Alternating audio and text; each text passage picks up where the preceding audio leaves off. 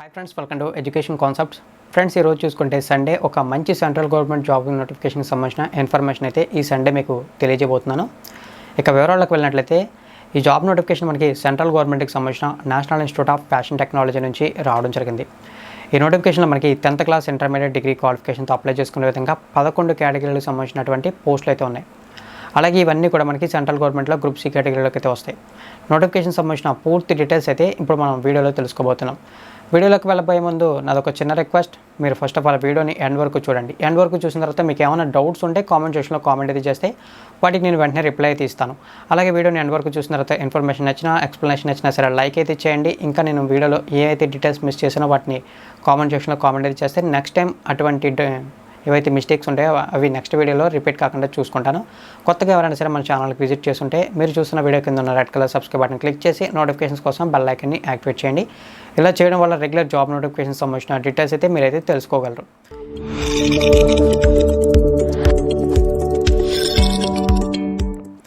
ఇక నోటిఫికేషన్ సంబంధించిన డీటెయిల్స్లోకి వెళ్దాం. ఫ్రెండ్స్, ఈ నోటిఫికేషన్ చూసుకుంటే మనకి సెంట్రల్ గవర్నమెంట్కి సంబంధించిన national institute of fashion technology, ministries of textiles, government of India నుంచి రావడం అయితే జరిగింది.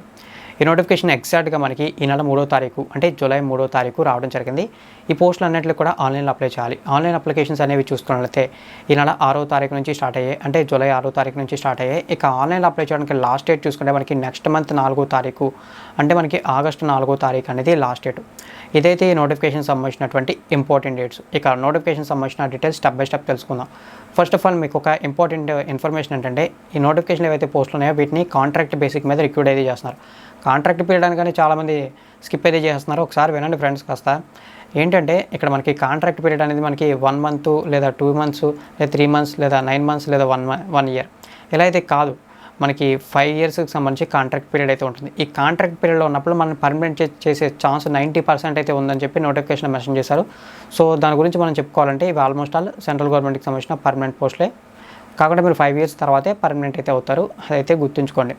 ఇక నోటిఫికేషన్లో టోటల్గా మనకి 11 కేటగిరీలకు సంబంధించినటువంటి పోస్టులు ఉన్నాయి. పోస్టులు చూసుకోవడానికి ఎక్కువ ఉన్నాయి కానీ వేకెన్సీస్ చూసుకుంటే 20 కన్నా తక్కువే ఉన్నాయి, అంటే 20 పోస్టుల కన్నా తక్కువే ఉన్నాయి. టోటల్గా మనకి 18 వేకెన్సీస్ మాత్రమే ఉన్నాయి. అంటే ఒక్కొక్క కేటగిరీకి సంబంధించి ఒక్కొక్క పోస్టు, కొన్ని పోస్టులకి 2 డేస్ పోస్టులు అలా ఉన్నాయి. కాకుంటే ఇందులో మనకి మల్టీ టాస్కింగ్ స్టాఫ్కి సంబంధించి ఎక్కువగా 7 పోస్టులు అయితే ఉన్నాయి. అయితే ఈ నోటిఫికేషన్లో అన్ని పోస్టులు కూడా మనకి యూస్ అవ్వవు. ఎందుకంటే కొన్ని పోస్టులకి మనకి ఎక్స్పీరియన్స్ అడుగుతున్నారు, అది కూడా 1 ఇయర్ 2 ఇయర్ 3 ఇయర్స్ ఇలా ఎక్స్పీరియన్స్ అయితే అడుగుతున్నారు. సో వాటికి సంబంధించిన డీటెయిల్స్ కాకుండా ఏవైతే ఎక్స్పీరియన్స్ లేకుండా ఫ్రెష్ క్యాండిడేట్స్ అప్లై చేసుకునే పోస్టులు ఉన్నాయో, ఎటువంటి అడిషనల్ క్వాలిఫికేషన్స్ లేకుండా ఆ పోస్టులకు సంబంధించిన డీటెయిల్స్ అయితే ఇప్పుడు మనం తెలుసుకుందాం.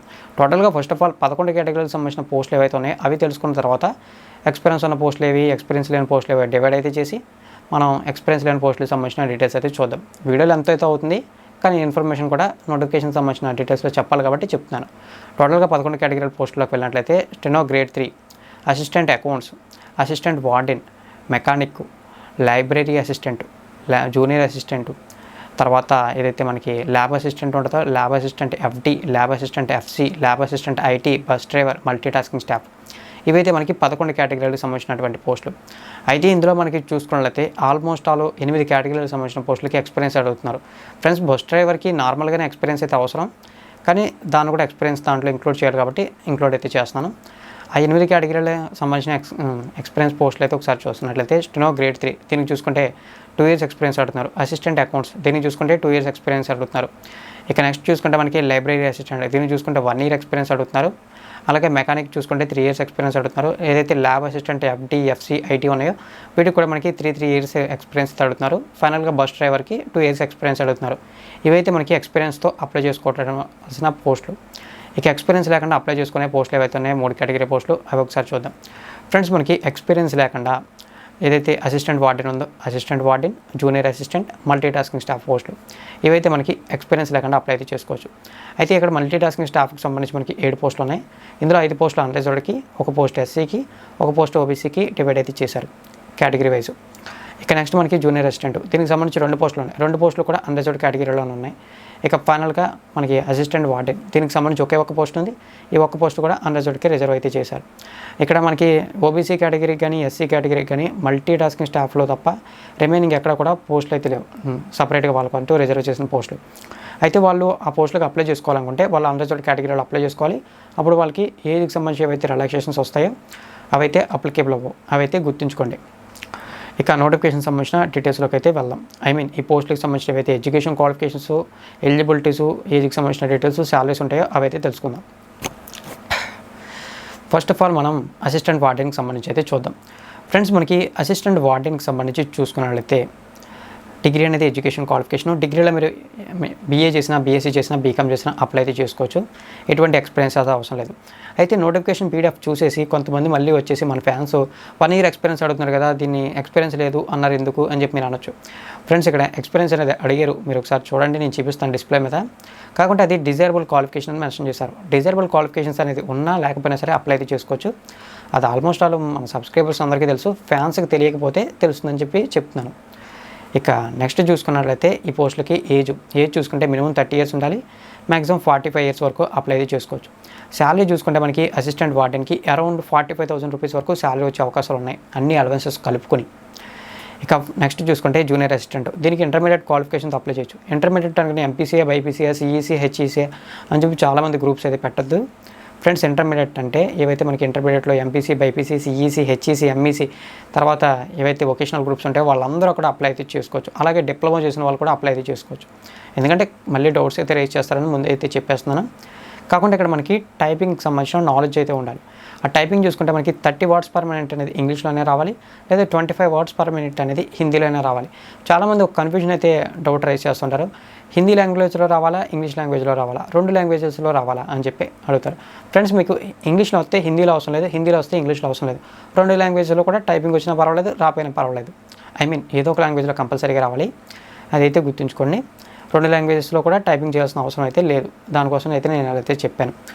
ఇప్పటికప్పుడు మాకు టైపింగ్ సంబంధించిన సర్టిఫికేట్ కావాలంటే ఎక్కడి నుంచి వస్తుంది? ఫ్రెండ్స్, మీరు టైపింగ్ సంబంధించిన సర్టిఫికేట్ అయితే సబ్మిట్ చేయాల్సిన అవసరం లేదు. టైపింగ్ సంబంధించిన స్కిల్ ఉంటుంది, ఆ స్కిల్ టెస్ట్లో మీరు క్వాలిఫై అయితే సరిపోతుందని చెప్పి నోటిఫికేషన్ మెన్షన్ అయితే చేశారు. ఇక మేము ఆ స్కిల్ టెస్ట్ ఇప్పుడు ఎలా పాస్ అవుతాం, అప్లై చేసిన తర్వాత జాబ్కే ప్రిపేర్ అవ్వాలా, ఎగ్జామ్కే ప్రిపేర్ అవ్వాలా, టైపింగ్కే వెళ్ళాలా అని చెప్పి చాలామంది. ఫ్రెండ్స్, మీరు ఇంత కష్టపడాల్సిన అవసరం లేదు. ఏదైనా మీ దగ్గరలో కంప్యూటర్ షాపులు ఉంటే అక్కడికి వెళ్ళి కంప్యూటర్ టైపింగ్ అయితే నేర్చుకోండి. లేకపోతే ఒక 250 రూపీస్ పెట్టి కంప్యూటర్కి సంబంధించిన కీబోర్డ్స్ ఉంటాయి, ఆ కీబోర్డ్స్ అయితే కొనుక్కొని మీరే టైపింగ్ అయితే చేయండి. నేనే ఒక 15 డేస్లోనే టైపింగ్ 45 words per minute స్పీడ్లో టైప్ అయితే చేయగలుగుతున్నాను. మీరు ఆల్మోస్ట్ ఆల్ ఎలాగే జాబ్ కాబట్టి కాస్త కాన్సన్ట్రేషన్ చేస్తే అటు ఇటుగా మీరు కూడా 30 words అనేది చాలా ఈజీ అయితే అయిపోతుంది. డైలీ చదువుకున్నా కానీ మీ కీబోర్డ్ దగ్గర పెట్టుకుని కొన్ని పదాల దగ్గర పెట్టుకుని టైప్ చేస్తుంటే ఒక 1 week లేదా 2 weeks, మ్యాక్సిమం 1 month లోపు మీకు 35-40 words పీరియడ్లో టైపింగ్ అయితే వచ్చేస్తుంది. అదైతే గుర్తుంచుకోండి, టైపింగ్ అనేది పెద్ద మ్యాటరే కాదు. ఇక ఫైనల్గా మనకి మల్టీటాస్కింగ్ స్టాఫ్. ఈ మల్టీటాస్కింగ్ స్టాఫ్కి సంబంధించి ఈ నోటిఫికేషన్లో ఎక్కువ పోస్టులు అయితే ఉన్నాయి. అది కూడా 7 పోస్టులు మాత్రమే. ఎక్కువ అంటే మీరు భారీగా 100-200 అనుకోవద్దు, 7 పోస్టులు మాత్రమే.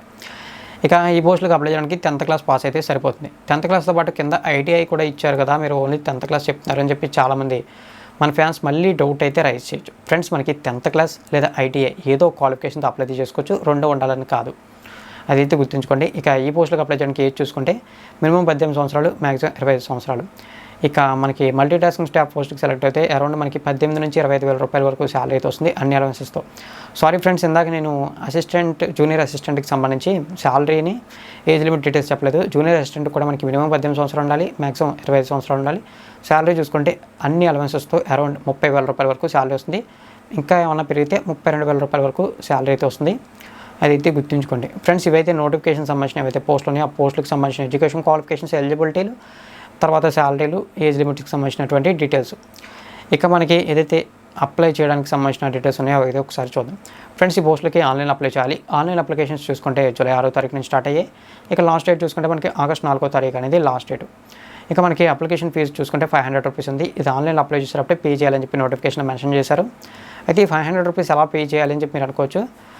మీరు ఏదైతే ఆన్లైన్లో అప్లై చేస్తారో ఆన్లైన్ అప్లై చేసిన తర్వాత మీకు ఒక యూజర్ ఐడి వస్తుంది, ఆ యూజర్ ఐడితో లాగిన్ అయ్యి పే చేస్తే సరిపోతుంది. అయితే 500 రూపాయలు నాన్ రిఫండబుల్ అని కూడా మెన్షన్ అయితే చేశారు, అది గుర్తుంచుకోండి.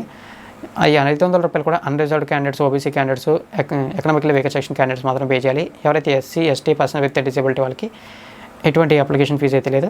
ఈ నోటిఫికేషన్లో కూడా ఎస్సీకి సంబంధించి ఒకే ఒక పోస్ట్ ఉంది, అది కూడా మల్టీ టాస్కింగ్ స్టాఫ్కి సంబంధించి. Almost all SC, ST category వాళ్ళు ఎవరైనా అప్లై చేయాలంటే వాళ్ళు కూడా అప్లికేషన్ ఫీజు అయితే కంపల్సరీగా పే చేయాలి, అదైతే గుర్తుంచుకోండి. ఫ్రెండ్స్, నోటిఫికేషన్ సంబంధించిన అన్ని డీటెయిల్స్ కంప్లీట్గా అయితే చెప్పేశాను. ఇక ఫైనల్గా నాది ఒక సజెషన్ విన్న తర్వాత ఈ నోటిఫికేషన్ ఎందుకు డీటెయిల్స్ చెప్పారు మరి అని అనొచ్చు. యాజ్ యూజువల్గా నేను ప్రతి నోటిఫికేషన్ సంబంధించిన డీటెయిల్స్ చెప్తాను కాబట్టి ఈ నోటిఫికేషన్ సంబంధించిన డీటెయిల్స్ కూడా చెప్పాను, అదైతే గుర్తుంచుకోండి. సజెషన్ ఏంటంటే ఈ నోటిఫికేషన్ ఏవైతే పోస్టులు ఉన్నాయో వాటికైతే అప్లై అయితే చేయకండి. ఎందుకంటే అప్లికేషన్ ఫీజు 500 రూపీస్ ఉంది, పోస్టులు తక్కువ ఉన్నాయి, కాంపిటీషన్ ఎక్కువగా ఉంటుంది. అలా కాకుండా మనకి రీసెంట్గానే నేషనల్ బోర్డ్ ఆఫ్ ఎగ్జామినేషన్స్ నుంచి ఒక నోటిఫికేషన్ వచ్చింది. దానికి సంబంధించి నేననే కాదు చాలామంది వీడియోస్ అయితే చేశారు, నేను ఎక్స్ప్లెయిన్ చేశాను, నాకన్నా బాగా కూడా ఇంకా కొంతమంది ఎక్స్ప్లెయిన్ అయితే చేశారు. మీరు ఆ వీడియోస్ చూసినా సరే ఆ పోస్టులకి అయితే అప్లై అయితే చేసుకోండి. ఎందుకంటే అక్కడ మనకి ఇంటర్మీడియట్ టు డిగ్రీ క్వాలిఫికేషన్తో అప్లై చేసుకోవచ్చు. టోటల్గా 80 పోస్టులు అయితే ఉన్నాయి. అంటే ఇక్కడతో పోల్చుకుంటే అక్కడ వేకెన్సీస్ ఎక్కువ ఉన్నాయి. అలాగే అవన్నీ కూడా మనకి long term contract period, short time contract period అనేవి ఏమీ కాదు, డైరెక్ట్ పర్మనెంట్ జాబ్లు. శాలరీస్ కూడా మనకి 35,000 వస్తాయి స్టార్టింగే, అది కూడా ఇంటర్మీడియట్ క్వాలిఫికేషన్తో అప్లై చేసే పోస్ట్కే. కాకుండా అక్కడ మనకి 10th క్లాస్గా అప్లై చేసే పోస్టులు అయితే లేవు, ఓన్లీ ఇంటర్మీడియట్ నుంచి స్టార్ట్ అవుతాయి. ఇంటర్మీడియట్ టు డిగ్రీ క్వాలిఫికేషన్తో అప్లై చేసుకునే పోస్టులు అయితే ఉన్నాయి. సో మీరు ఆల్మోస్ట్ ఆ పోస్టులకు అప్లై చేయడానికి అయితే ట్రై చేయండి.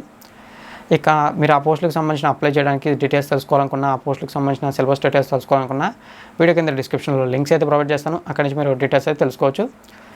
ఈ ఇన్ఫర్మేషన్ నచ్చినట్టయితే లైక్ చేయండి, ఈ వీడియో ఇన్ఫర్మేషన్ నచ్చినట్టయితే లైక్ చేయండి, మీ ఫ్రెండ్స్కి షేర్ చేయండి. మరిన్ని ఇటువంటి రెగ్యులర్ జాబ్ నోటిఫికేషన్స్ కోసం మన ఛానల్ని సబ్స్క్రైబ్ చేసి నోటిఫికేషన్స్ కోసం బెల్ ఐకాన్ని యాక్టివేట్ చేయండి.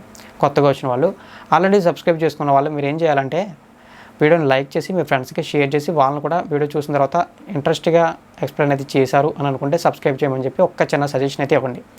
అదైతే మీరు చేసేటటువంటి హెల్ప్ మన ఛానల్కి. థ్యాంక్ యూ ఫ్రెండ్స్, వీడియో అయితే కంప్లీట్గా వాచ్ చేసినందుకు.